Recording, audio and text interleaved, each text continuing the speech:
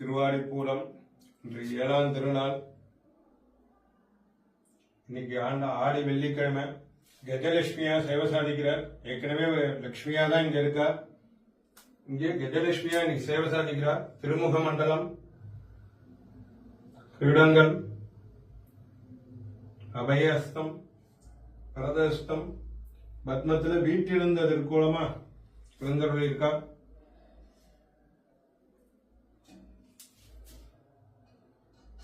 கஜங்கள்,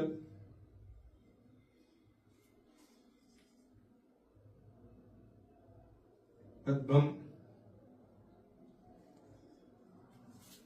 நந்தநந்தன சுந்தரியை கோதாயை நித்தியமங்கலம்.